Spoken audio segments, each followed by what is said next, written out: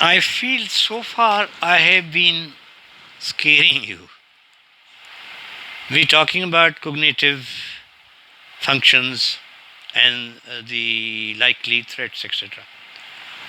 In the last video, we tried to, but today I think I'll give you, a good news as well. In the last video, we tried to develop a deep sense of awareness for an increasing threat to our cognitive functions, which is no less than epidemic. In today's video, we are going to discuss the practical and unique ways to prevent cognitive decline. If the last episode, last epidemic was of COVID, was one with scientific knowledge, that was our minds. But because, but remember, this epidemic or this threat is much more serious because it's threatening our mind, the only faculty which we can use to counter problems in our life. However, we can stop killing the poor mice and for experiments, because no science and no research are better than learning from a real survivor. Here in front of you is a real life experience, how all victims of brain stroke can survive with cognitive abilities intact, maybe even better than before, and perhaps you are the best judge for that. But mind you, initially I would even forget to wash my left armpit and would only realize when I'm drying up and smell the soap. And then I had to take another bath or again be wet. And I was prescribed memantine, a medicine meant for my memory, but it is meant for actually Alzheimer. And luckily, I after 3-4 months stopped taking it. Now here starts my, as I said in the beginning, some good news.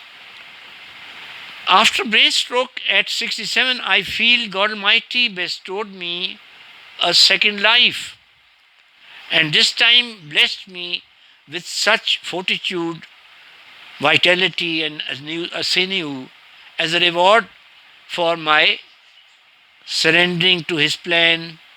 I call this wonders of surrender, and for having a deep sense of gratitude, a solution to all our problems, I tell you.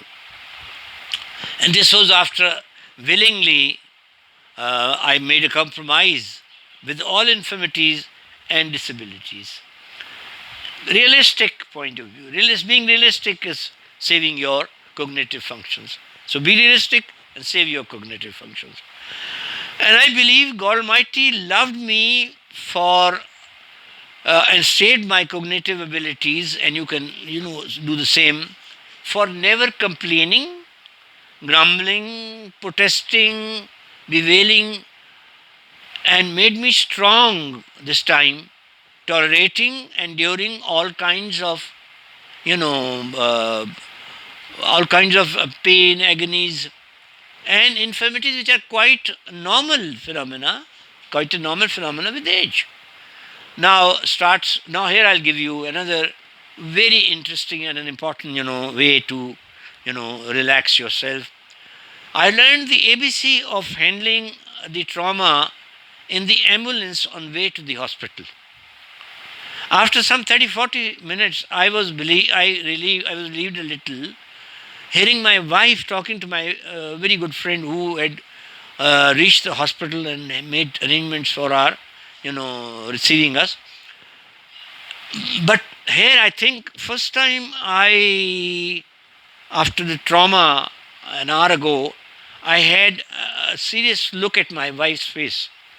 And I tell you, it was more frozen than perhaps my entire left side. Deep inside my heart tonight, I felt sorry for her, and a strong desire suddenly rose in my heart to somehow make her feel relaxed. And all of a sudden, looking out the window, I said, "Look, there are some birds flying." I don't know if it helped her or not, but suddenly it changed my entire perception. And that's what is a lesson here about the trauma, how to look, act. When you trauma is not necessarily a big stroke or heart attack or something. It can be a real day-to-day life where you're feeling bad about some incident, some loss of friend or something, and this is how we can train ourselves to you know save our cognitive abilities and meet all kind of challenges.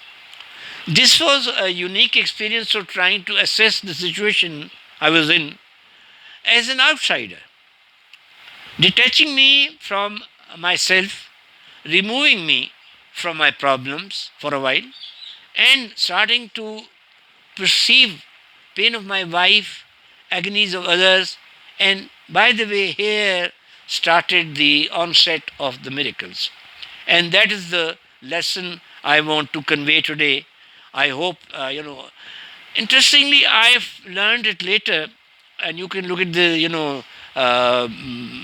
links below to learn. This is part of technical, definition of spiritual intelligence, which psychologists are talking a lot. The ability to reframe, standing back from a situation or problem and seeing the bigger picture or a wider context. Also referred as frames, that is cognitive shortcuts that people use to help make use of complex information to understand. Frames provide us meaning through selective simplification by filtering the perception. I mean, all this is cognitive restructuring, cognitive reframing. But friends, never let there be a day when you don't learn new things. While talking to you, I've learned these three things. The spiritual, intelligence, this, the frames, and finally, you know, the, cognitive shortcuts, etc. But now this is one great